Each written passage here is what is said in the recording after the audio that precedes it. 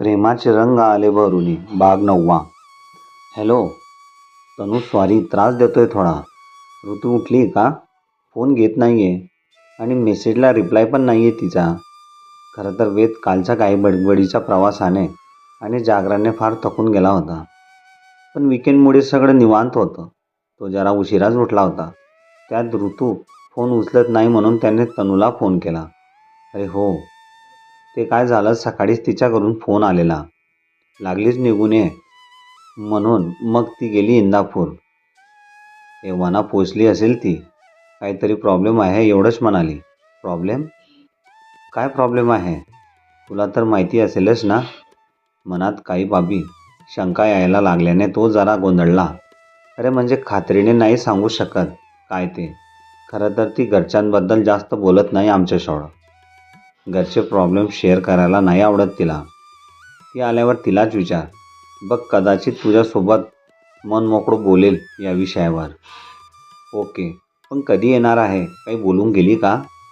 त्याची घालमेल आवाजात स्पष्ट जाणवत होती. नाही, तसं काही सांगितलं नाही तिने. पण काळजी करू नको, फ्री झाली की अगोदर तुलाच फोन करेल ती. त्याला चिडवायला ती म्हणाली. ओ सो, जास्त काही सिरियस नसावं. ओके चल, तुला काही मेसेज किंवा कॉल आला तर सांग मला. आणि हो, एक महत्त्वाचं सांगायचं राहिलं. एक तिच्याशी महत्त्वाचे काही बोलून त्याने फोन ठेवला. पण मनात असंख्य विचार डोकावत होते. तेवढ्यात फोन वाजला म्हणून त्याने उत्सुकतेने बघितला. जयचा फोन होता.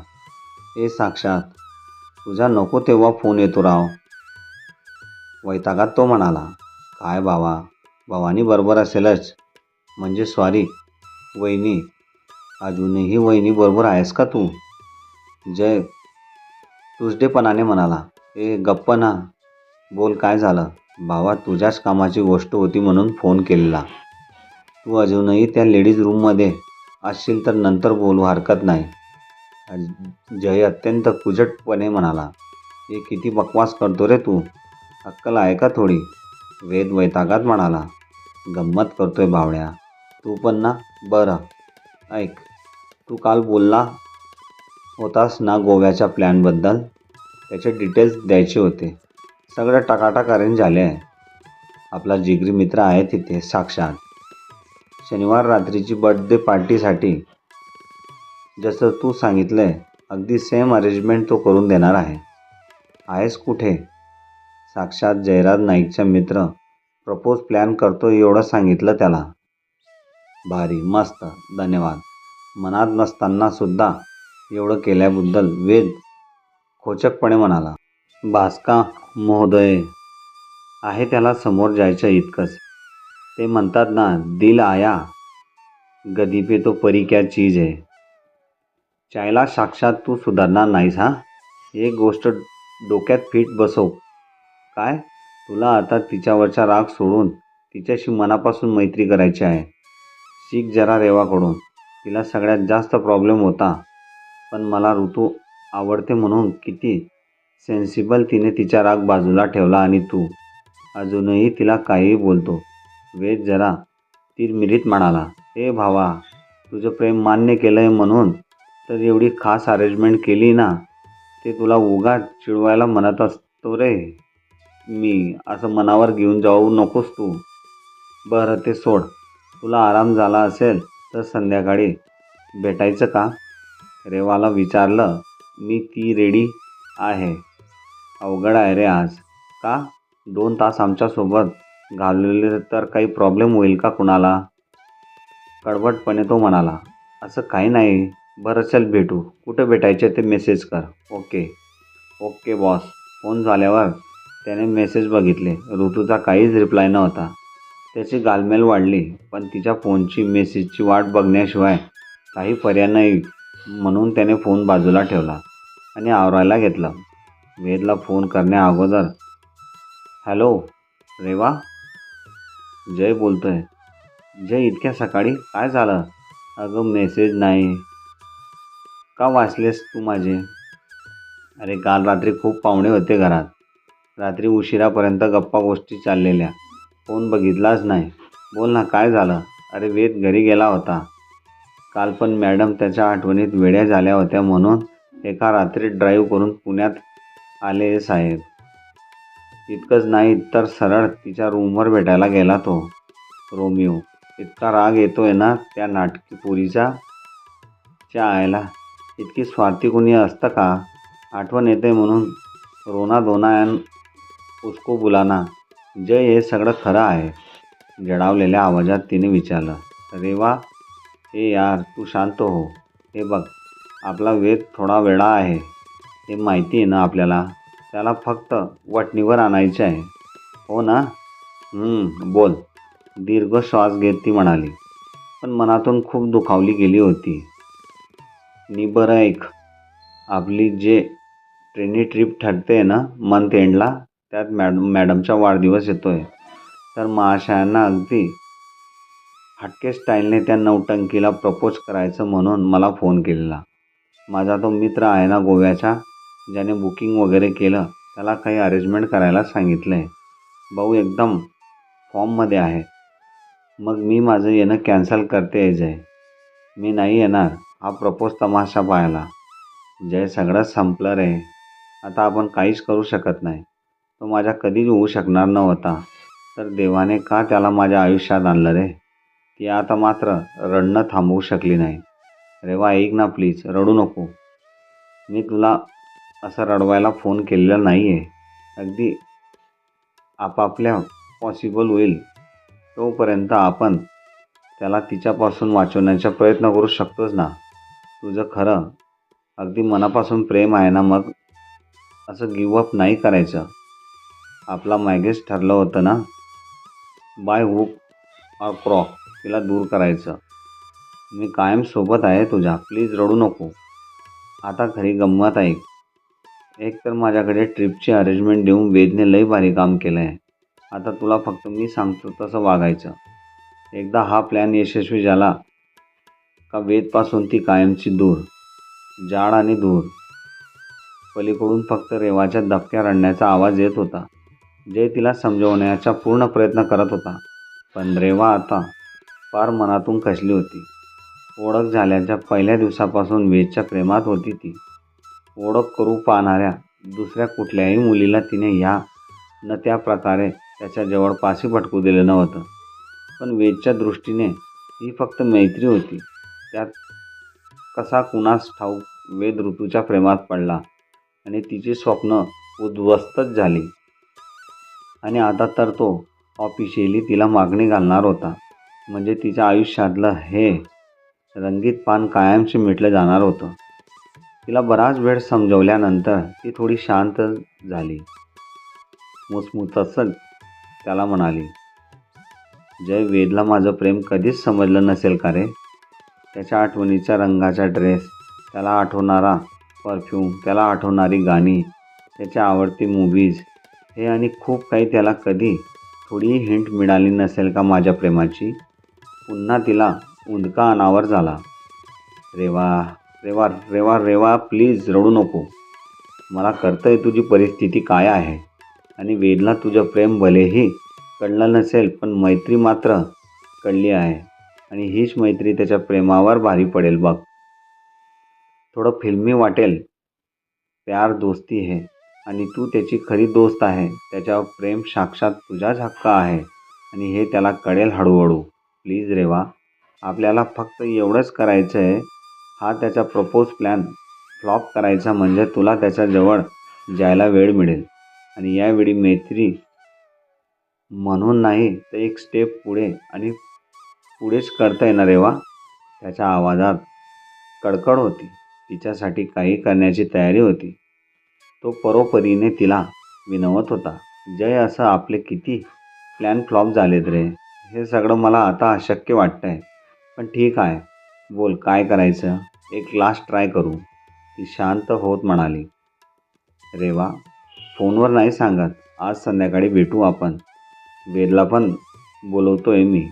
तो येण्याच्या अर्ध्या तास तरी लवकर ये म्हणजे सविस्तर सांगतो. माझा गोव्याचा मित्र सॅम्पल मदत करणार आहे.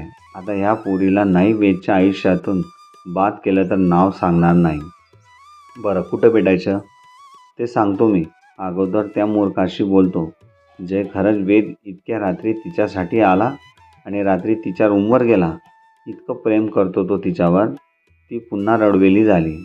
रेवा, एक माणूस वावत जातो ग एखाद्याच्या पाठी.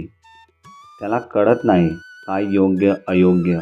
आणि ऋतुजासारख्या मुलींना तर सवय असते ना पोरं पटवायची, नखरे करायची. आणि आपल्या हिरो त्यातला एक रायटर सेंटी एकदम तिच्या अंगावर लगेच फिदा झाला. आणि तो काय एकटा फिदा नाही, तो आरुष आहे. फायनान्सचे 2-3 बंदे आहेत. फुल लाईन मारतात तिच्यावर. तीही सोयीस्करपणे भाव देते एकेकाला. बघ ना, काल वेद नव्हता तर आरुष सोबत होती. ती दूर गेली ना की बरोबर तुझं प्रेम समजेल त्याला. डोंट वरी. चल भेटू संध्याकाळी. जास्त विचार करू नको. अच्छा. आणि हो, खूप खूप खूप थँक्यू बाईसाहेब. आता काम झाल्यावरच धन्यवाद बोला. आता चॅलेंज खूप मोठं आहे. ओके बाबा, बाय. रीमा, तुझा निर्णय पक्का आहे? तर श्रीकांत मोहिते काहीसे वैतागून म्हणाले. इकडे मीनाताई हातबल होऊन खुर्चीवर बसल्या. हो बाबा, उगाच ओढून ताणून हे लग्न टिकवणं आता आम्हा दोघींना शक्य नाही. ज्या नात्यात प्रेम राहिलं नसेल ते नातं पुढे नेण्यात अर्थही नाही. परस्पर संमतीने वेगळं व्हायचं आम्ही ठरवलं आहे. राजेशही आज त्याच्या घरच्यांशी बोलणार आहे. कदाचित त्याचे आईबाबा तुमच्याशी बोलतील तेव्हा तुम्हीही म्युच्युअल डायव्हर्सबद्दलच बोलतात तर बरं होईल. आणि मीराचं बोलणं पूर्ण होत तोच ऋतू आत आली. सगळे शांत झाले. तिघांच्या चेहऱ्यावरचे सुटकी भाव पाहून ती जरा घाबरली. ताई घरी आली आहे म्हणजे नक्की काहीतरी मोठं भांडण झालेलं दिसतंय. तिच्या मनाने अचूक हेरलं. हातातली पर्स टेबलवर ठेवत सर्वांकडे एकवार शांतपणे बघून ती आत गेली. थोड्या वेळाने चेहरा नॅपकिनला पुसत ती बाहेर आली आणि खुर्चीवर बसून सर्वांकडे बघत म्हणाली, अरे माझ्यासाठी भांडण थांबवण्याची गरज नाही. कंटिन्यू चालू ठेवा. बाय द वे, आज कुणाचं भांडण आहे? ऋतू कडवटपणे म्हणाली.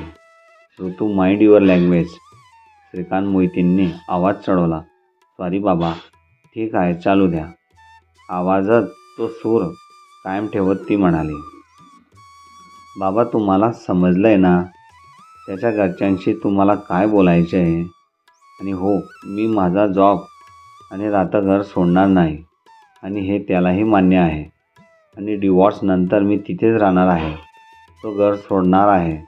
मला कुणाच्याही सहानुभूतीची गरज नाही, अगदी तुमच्याही. रीमा अगदी शांतपणे म्हणाली. तिच्या या 2 वाक्यांनी ऋतूला सगळी परिस्थिती समजली. काही महिन्यांपासून ताईंच्या संसारात सतत कुरबुरी चालू आहे हे तिला माहीत होते. पण ही गोष्ट डिवॉर्सपर्यंत जाईल हा विचारही तिने केला नव्हता. इतकं मोठं दुःख घेऊन ती बोलत होती आणि आपण नेहमीप्रमाणे बालिशसारखं काहीतरी बोलून गेलो या विचाराने तिच्या डोळ्यात चटकन पाणी आलं. हे ऋत्या, तू का रडतेस? काही विशेष झालं नाही बाळा. उलट एका वाईट स्वप्नातून मला लवकर जाग आली हे महत्त्वाचं नाही का? तिचे डोळे पुसत रीमा म्हणाली. आणि तिचे डोळे पुसता पुसता स्वतःही रडायला लागले. इकडे आईनेही डोळ्याला पदर लावला आणि ती आत गेली.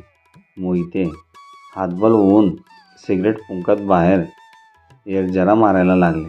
ताई प्लीज नीट सगळं उलगडून सांग काय झालं ते. चला आत. तिला ओढतच ऋतू आतल्या खोलीत घेऊन गेली. तिचे डोळे पुसत ऋतू म्हणाली, गेल्या काही महिन्यांपासून जिजू तुझ्याशी नीट बोलत नाही आणि तुझा रागराग करतात. आमचा संसार म्हणजे फक्त एक ॲडजस्टमेंट एवढंच तू सांगत राहिलीस. हे असं आहे का? काय झालं आहे? नीटचं कधी शेअरच केलं नाही. ताई नेमका काय प्रॉब्लेम होता तुमच्यात? तो सॉल्व नाही होऊ शकत का?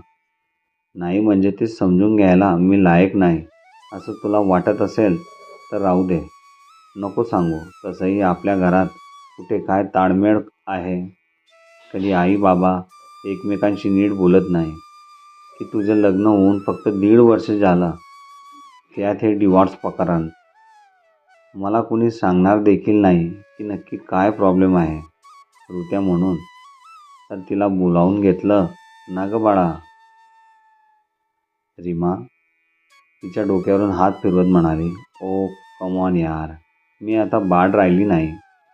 केव्हा समजेल तुम्हाला? मलाही घरातल्या गोष्टी सांगत जावा राव. आईबाबांची भांडणे होतात तरी दोघांपैकी कुणीही सांगत नाही. सारखं काही ना काही बाळ, टेन्शन घेऊ नको. एवढंच घरातले टेन्शन झेपणार नाही इतकी मी लहान वाटते तर मग हे माझ्या लग्नासाठी मुलं का बघतात? इतकी दुधपटी का वागतात तुम्ही सगळे? ताई तू तर सांगू शकशील मला तुझ्या आयुष्यात इतकं काही घडतंय ते. पण नाही, नेहमी फोन केल्यावर काही नाही का, छोट्याशा कारणाने वाद झाले होते. आता ठीक आहे, तू टेन्शन घेऊ नको. इतकं पॅम्पर नका करू यार. मी काही टेन्शनने मरणार नाही. ऋतू संतापाने लाल झाली होती. रीमाने तिला शांत केले. ए वेडाबाई, असं नाही. ती कुणी तुला रिस्पॉन्सिबल समजत नाही म्हणून घरचे प्रॉब्लेम सांगत नाही. त्यामागे एवढाच हेतू असतो की लहानपणापासून अभ्यासात हुशार आहेस. तुझं करिअर तू ठरवलं होतं. आताही तू तुझ्या कामाच्या ठिकाणी नेहमी टॉपला असतेस. म्हणून तुझ्या वाटचालीत उगाच टेन्शन का द्यावं म्हणून आम्ही तुला थोडं दूर ठेवतो. आणि विशेष म्हणजे तू शेंडेफळना न घरातलं म्हणून मग तुला जास्त जपतात सगळे. तू नेहमी टोकाचे आणि वाईटच विचार का करतेस? मला पर्सनल, प्रोफेशनल, प्रायव्हेट स्पेस हे सगळं वेगवेगळं ठेवता येतं. कधी कळणार तुम्हाला? प्लीज नका करू असं. मला घरात ताळमेळ नाही याचे टेन्शन येते ताई. आई बाबा एकमेकांना कधी चांगलं म्हणत नाही याचे टेन्शन येतं. आई जी नेहमी तुला सांगते ना की जाऊ दे ऋतू, समोर नको बोलू, तिला त्रास होईल, याचे टेन्शन येतं. तुमच्या या वागण्याचा मला जास्त त्रास होतो. तुम्ही नका मला अशी विशेष वागणूक देऊ. मला हे दडपण वाटतं. आणि तू आता विषय बदलू नको सांगू. काय झालं ते सांग. ऋतू भरलेल्या डोळ्यांनी म्हणाली. हो सांगते, अगदी पहिल्यापासून सांगते. शांत हो, एकदम शांत. ऐक, तुला आठवतंय माझ्या लग्नात एक मुलगी सारखी पुढे पुढे करत होती. तुला एक दोन वेळा जवळपास ओरडलीच होती ती. म्हणून तू आणि तुझ्या मैत्रिणींमध्ये तिची सँडल लपवून ठेवल्या होत्या.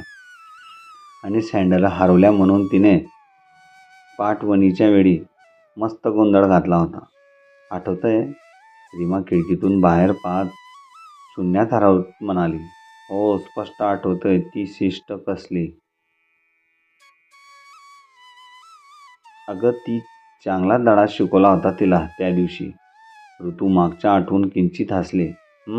तिची रेवती राजेशची बेस्ट फ्रेंड आहे आणि त्याची बालमैत्रीण कॉलेजलाही सोबत होती. त्यांची मैत्री त्यांच्या कॉलेजात अगदी प्रसिद्ध. हे दोघी नक्की लग्न करणार यावर कुणाच्याही दुमत नव्हतं. आणि विशेष म्हणजे राजेशच्या आईवडिलांनी त्याला रेवतीशी लग्न करणार का असं धडधडीत तिच्यासमोर विचारलं तेव्हा त्याने सर्वांची हावर खिल्ली उडवली होती. रेवती फक्त माझी जिवलग मैत्रीण आहे. काही बाब विचार करू नका असं तो स्पष्ट म्हणाला होता. मग 3-4 कांदे पोहे कार्यक्रम झाले त्याचे आणि मी 5वी वगैरे असेल. मी त्याला आवडले आणि आमचं लग्न ठरलं. तुला आठवत असेल टिळा, ते लग्न किती छान दिवस होते माझ्यासाठी. अधूनमधून डिनरला भेटणं, लेट नाईट गप्पा, खूप भारावलेले दिवस होते ते.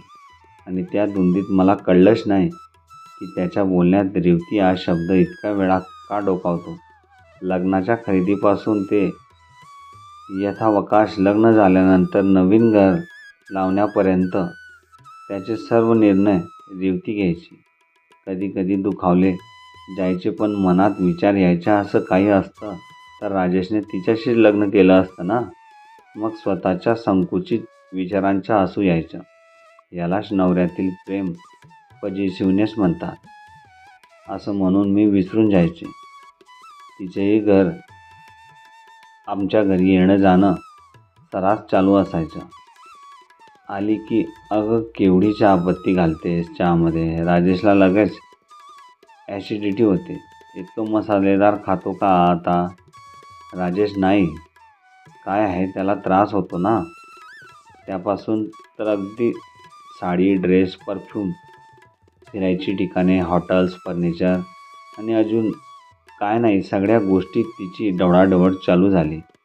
मी काही बोलायला गेलो की त्याचं नेहमीचं उत्तर, ती माझी जिवलग मैत्रीण आहे आणि तुला ती माझ्याबद्दल इतकं सगळं सांगून मदतच करते.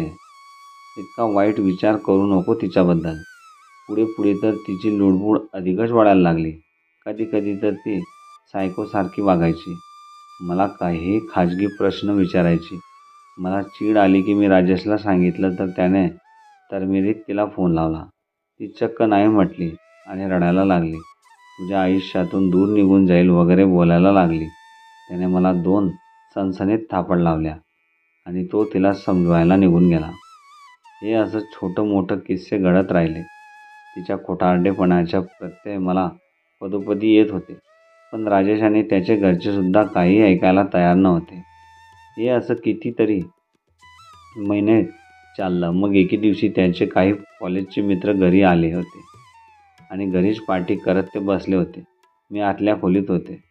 त्याचं सगळं बोलणं कानावर पडत होतं. मी दुर्लक्ष करत होते. पण रेवती या एका मुद्द्यावर त्यांचं डिस्कशन आलं आणि मी कान टवकारले.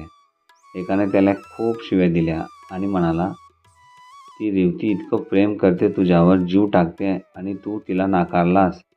तिच्यापेक्षा कोण तुला चांगलं ओळखतं रे? तुझी मैत्री ह्या लेवलला होती की फक्त एक पाऊल तू पुढे टाकायचं होतं. ती कधीपासून तयार होती की तू लग्नाची मागणी घालशील आणि तुझ्या बाबांनी सरळ विचारले तेव्हाही नाही म्हटला. माहिती आहे तिने आतापर्यंत लग्न का केलं नाही ते? कारण तू नाही तर कोणी नाही हेच आम्हाला सांगत असते. आम्ही मूर्ख तिला समजावत असतो. पण तीही हट्टी. आयुष्यभर अशीच राहील. तू कर मजा. मी तर हे ऐकून हादरून गेले आणि माझी शंका खरी ठरली. त्या दिवशीनंतर त्यांचं वागणं बदललं. माझ्या प्रत्येक गोष्टीत त्याला खोटं दिसायला लागली. रेवतीशी भेटीगाठी वाढल्या.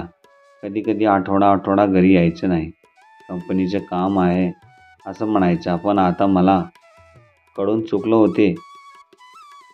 हा आपल्या लग्नाचा शेवट आहे. मी त्याची मैत्री इतकी सहजपणे घालायला नको होती गं. मला कळायला हवं होतं की मैत्रीची सुद्धा एक अस्पष्ट सीमा असते. त्यानंतर मैत्री हमखास प्रेमात बदलतेच. आतापर्यंत फिल्मी वाटत होते हे सगळं आणि बघता बघता खरंही झालं. तुला तर माहिती 6 महिन्यांपासून तो म्हैसूरला आहे. ते काही कंपनीच्या कामासाठी नाही तर वेगळं होण्यासाठी. परवा त्याचा फोन आला होता. तो म्हणाला, माझी चूक झाली हे लग्न करून. मला रेवतीचं प्रेम समजलं नाही आणि आता समजलं तर तुझ्यासोबत राहायचे नाही. तुझा खूप मोठा अपराधी आहे. मी मान्य आहे. पण हे असं जगणं मलाही अशक्य नाही. आपण वेगळी होऊ या रीमा. मी तर अगोदरच म्हणायची तयारी केली होती. सुदैवाने जॉब चालू आहे ही सर्वात मोठी जमेची बाजू आणि राहतं घर जे माझ्या नावावर आहे ते त्याच्या पुढच्या EMI सकट मी माझ्याकडे ठेवलं. माझे दागिने आणि थोडी इन्व्हेस्टमेंट कॅश सगळं द्यायला तो तयार आहे. फक्त मी नको आहे त्याला आणि आरामात डिवॉर्स मिळावा एवढी त्याची अपेक्षा आहे. बोलून बोलून रीमाला दम लागला होता. एका दमात तिने पाण्याचा ग्लास रिकामा केला आणि उसनं हसून आणून तिने ऋतूकडे पाहिलं. ऋतूच्या डोळ्यातून पाण्याच्या धारा लागल्या होत्या. न राहूनही ती रीमाच्या कुशीत शिरली. कितीतरी वेळ ती उंकी देऊन रडत होती. तिला शांत करत रीमा म्हणाली, हे वेडाबाई, इतकं काही वाईट झालं नाही आहे. आयुष्य आहे हे. चालायचे लोकांना यापेक्षा खूप मोठी दुःख आहेत. आयुष्याची घडी पुन्हा बेसली. मलाही घर, संसार, मुलं बाळं सगळं हवं आहे. आयुष्याचा फक्त थोडा वेग मंदावला. आयुष्य संपलं नाही आहे. रडू नको. आवंडा गिळत ती म्हणाली. ताई, इतकं सगळं झालं पण तुला कधीच सांगावंसं वाटलं नाही का गं? नेहमी एकच उत्तर असायचं तुझं. थोडा वाद झालेला आहे, होईल सगळं ठीक. ते थोडं होतं का गं? आपण त्याला असं म्युच्युअलमध्ये नाही सोडवायचं. त्याने सरळ एक्स्ट्रा मटेरियल अफेअर केलं आहे ताई. आपण त्या दोघांवर फ्रॉड केस टाकू शकतो. इतकं सहज कसं माफ केलंस तू त्याला? त्याला त्याची चूक कळायला नको का ताई? त्याला धडा शिकवायला नको? आई बाबा तयार झाले त्याला सहजपणे सोडायला.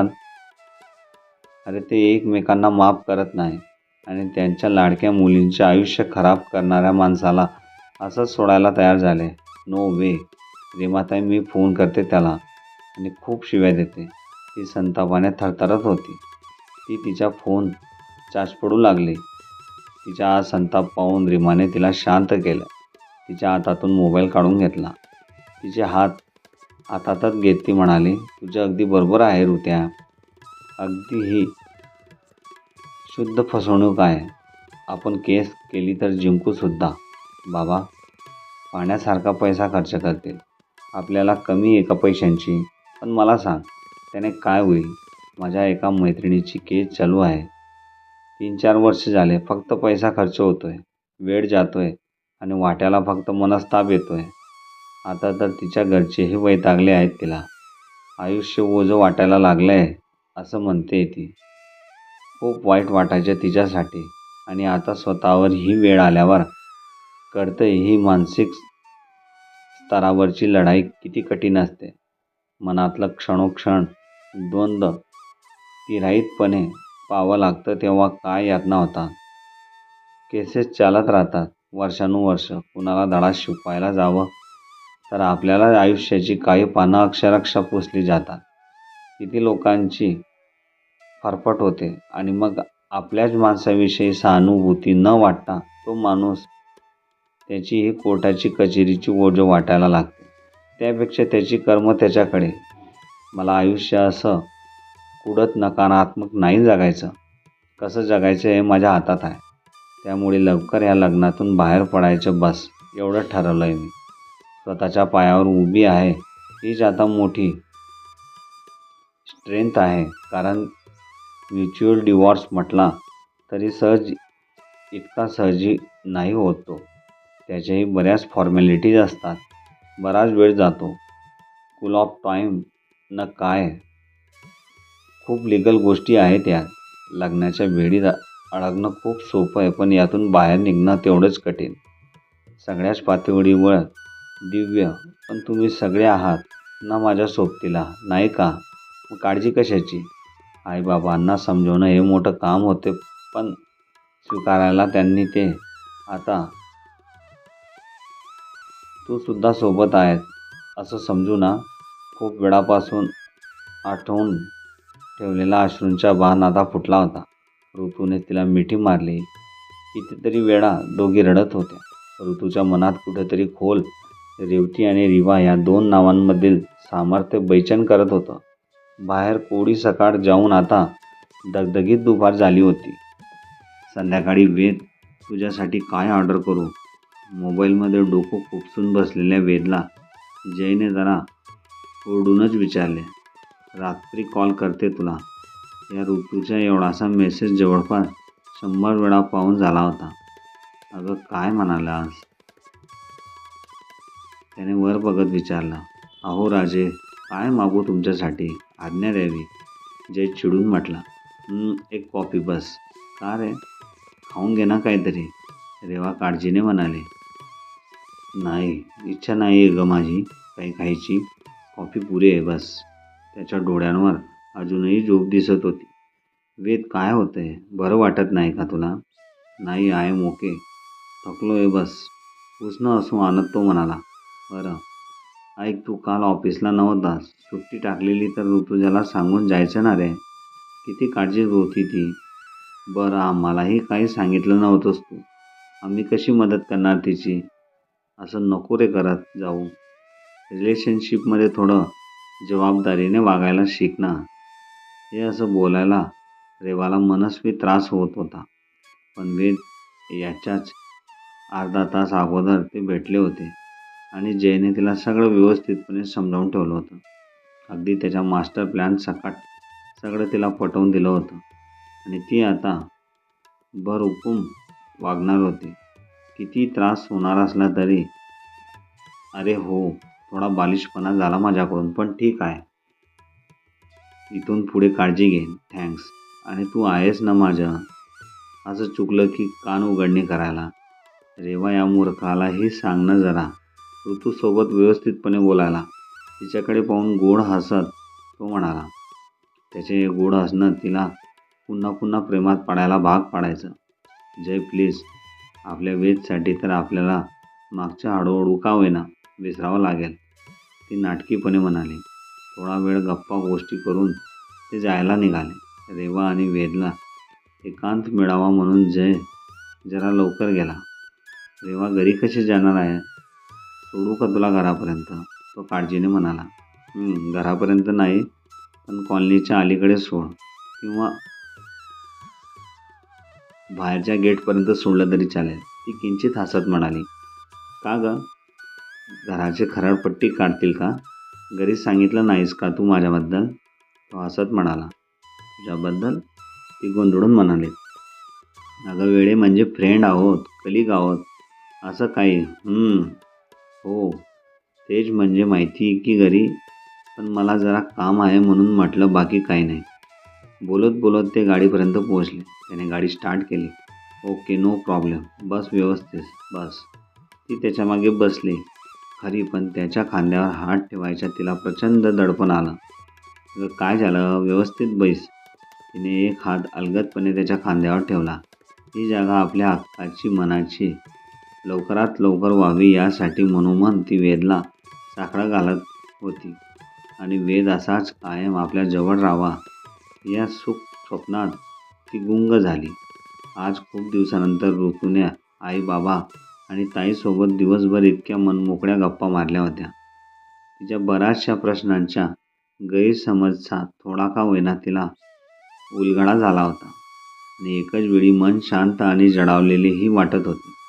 रीमाने या परिस्थितीला दिलेला सकारात्मक दृष्टिकोन सगळ्यांना पटल्याने मोहिते कुटुंब जरा सावरलं होतं. बंगल्याच्या टेरेस गार्डनमधलं शांत सुगंधी वातावरण अजूनच मनाला हावडं करत होतं. दोघी बहिणी शांतपणे गप्पा मारत तिथेच बसून होत्या.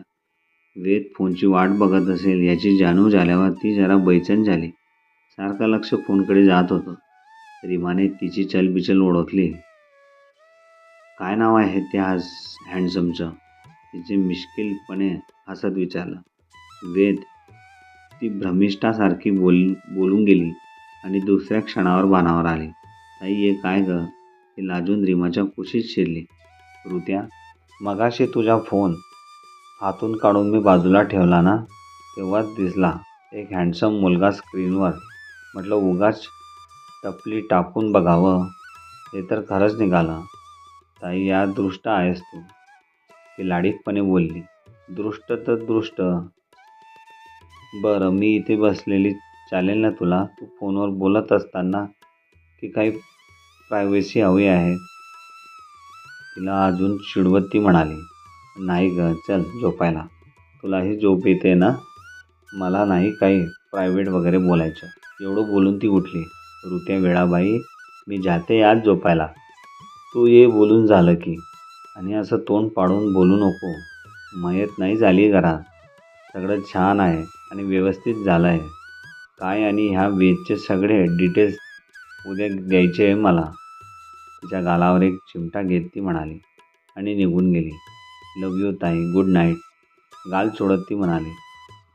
इकडे वेद कितीतरी वेळा उगाच फोनच्या स्क्रीनवर नजर टाकून बसला होता. तिचा आवाज ऐकायला त्याचे कान आतुर झाले होते. कालच्या भेटीची खूप वेळा मनातल्या मनात पारायणे करून झाली होती. तिचे ते चिडलेलं लोभस रूप त्याच्या नजरेसमोरून हटायला तयारच नव्हतं. हे यार, कर ना कॉल, किती वाट बघायची. मोबाईलमधल्या तिच्या फोटोकडे बघत तो म्हणाला. थोड्या वेळाने तिथंच टेबलावर डोकं ठेवून तो झोपी गेला. बऱ्याच वेळानंतर ऋतूने त्याला फोन केला. रात्रीच्या शांततेत फोनच्या कर्कश आवाजाने तो खडबडून उठला. ऋतूचा फोन म्हणून त्याने तो गडबडीत उचलला. हॅलो, बोल ना. कॉल केलेला तू. शांत आणि थकलेल्या आवाजात ती म्हणाली. कॉल नाही ऋतू, कॉल्स केलेले. डोळ्यांवर पाणी मारायला म्हणून तो उठला. हो बाबा, बघितले. मी जरा प्रॉब्लेम झाला आहे म्हणून घरी आले ना. काही सुचत नव्हतं. ती अजूनही जरा हरवलेली होती. आता बरी आहेस ना? काय प्रॉब्लेम झाला आहे म्हणजे? जर तुला काही सांगावंसं वाटत असेल तर सांग, नाही तर राहू दे, तो सावधपणे म्हटला. सांगेन प्रत्यक्ष भेटल्यावर. फोनवर सांगण्याइतकं कॅज्युअल नाही आहे. ओके, उद्या येतेस का परत? ये ना लवकर तू. बोलते तर आहेस पण तुझ्या आवाजातलं दुःख कळतंय मला. हे बघ, सिम्पथी नाही पण काहीतरी गायडन्स तर नक्कीच देऊ शकेन. Trust me. त्याला तिच्या ह्या जडावलेला आवाज समजत होता. अरे आता ठीक आहे. मी आणि घरचेही सावरले बऱ्यापैकी. आपण बोलू या विषयावर. काहीच हरकत नाही. दुःख उगाडून सिम्पथी ते घ्यायला नाही आवडत मला. पण तुला सांगितल्याशिवाय आता राहणारही नाही. हेही तितकंच खरं आहे. आणि हो, उद्या येते ना? पण रात्री. बाबा येणार आहेत सोडवायला. ते त्यांना कशाला त्रास देते? मी येतो ना घ्यायला प्लीज, तो आजीजीने म्हणाला. वेद, कसं शक्य आहे ते? त्यांना काय सांगू? ती लटक्या रागाने म्हणाली. त्यांना सांग ना, मी बसने जाते आणि पुढच्या स्टॉपला उतरून जा. मी थांबतो तू म्हणशील तिथे. त्याच्या आवाजात उत्साह ओसांडून वाहत होता. हे बाबा, असं काही होणार नाही. आणि इतकी काय घाई चालली तुला मला घ्यायला यायची? सोना, आजचा संपूर्ण दिवस या एका फोन कॉलची वाट बघत घालवला आहे मी. हो का? मग इक्वल झालं. मी सुद्धा कालचा दिवस असाच घालवला होता. कसा मुद्दाम तिला चिडवतो तू? म्हणाला. नालायक, तुला माहिती आहे. गप्प बस, ती प्रेमाने म्हणाली. हो, पण मला तुझ्याकडून ऐकायचं आहे ना. तोही मागे हटणार नव्हता. साहेब, जरा भानावर या. मी माझ्या घरी आहे. तोच तर विषय आहे ना. भानावरच नाही आहे मी. अजूनही चुकलं एक. काल जरा माझं.